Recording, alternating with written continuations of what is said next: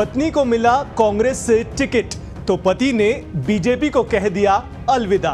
जी हां, कुछ ऐसी ही दिलचस्प स्थिति बनी है राजस्थान के नागौर में, जहां खींवसर विधानसभा सीट पर उपचुनाव होने जा रहे हैं। क्या है ये पूरा माजरा, आपको बताते हैं। नमस्कार, मैं हूं नकुल देवर्षि और आप देख रहे हैं पत्रिका डिजिटल। बात राजस्थान में विधानसभा उपचुनाव की, बात खींवसर सीट पर कांग्रेस के घोषित टिकट की।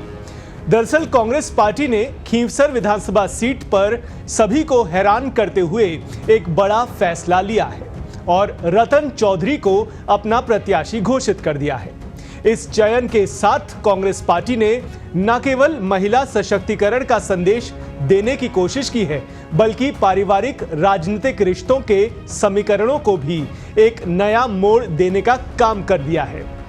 वैसे इस कहानी में ट्विस्ट तब आया जब रतन चौधरी के कांग्रेस प्रत्याशी होने के फौरन बाद उनके पति सवाई सिंह चौधरी ने भाजपा को अपना इस्तीफा सौंप दिया। दरअसल सवाई सिंह चौधरी पूर्व आईएएस हैं, जो पहले कांग्रेस पार्टी में थे, लेकिन फिर दल बदलकर भाजपा में चले गए और अब एक बार फिर से दल बदलकर ही कांग्रेस पार्टी में वापस लौट कर आ गए हैं। सवाई सिंह ने साल 2018 में खींवसर विधानसभा सीट से कांग्रेस के टिकट पर चुनाव लड़ा था, लेकिन हनुमान बेनीवाल से वो हार गए थे और उसी हार के बाद सवाई सिंह ने भाजपा का हाथ थाम लिया था। लेकिन पत्नी रतन ने कांग्रेस पार्टी में ही अपनी राजनीतिक यात्रा जारी रखी। अब जब कांग्रेस पार्टी ने रतन चौधरी को उपचुनाव में टिकट दे दिया है, तो सवाई सिंह ने भी भाजपा की प्राथमिक सदस्यता से इस्तीफा दे दिया है। इस फैसले ने दिखा दिया है कि परिवार के सदस्यों के बीच की राजनीतिक प्रतिस्पर्धा और समर्थन की भावना किस तरह से बदल सकती है। सवाई सिंह ने अपने सोशल मीडिया अकाउंट पर अपनी इस्तीफे की पोस्ट डाली और इस घोषणा के साथ ही उन्होंने कहा कि मेरी पत्नी को टिकट मिलने पर मुझे गर्व है। ये हमारे परिवार के लिए एक नई शुरुआत है। बहरहाल रतन चौधरी खुद एक डॉक्टर रह चुकी हैं और उनकी राजनीतिक पृष्ठभूमि भी काफी रोचक है। खींवसर की राजनीति में रतन चौधरी का नाम उभरता दिखना एक बड़ी बात मानी जा रही है।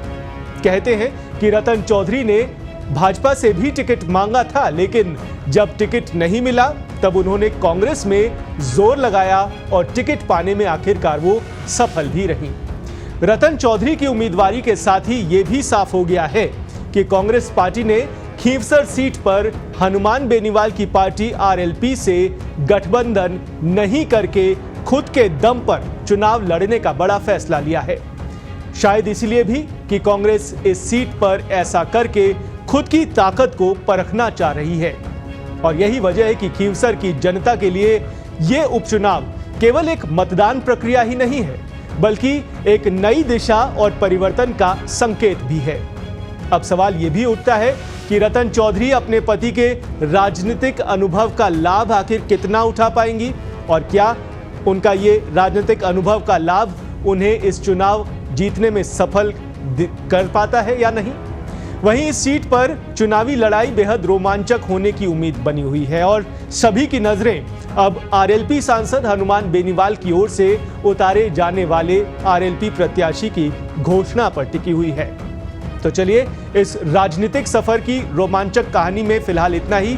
देखते हैं इस पूरे घटनाक्रम पर अब आगे क्या क्या होता है। फिलहाल के लिए इस स्पेशल पैकेज में इतना ही। दीजिए इजाजत, रखिए अपना ख्याल। नमस्कार।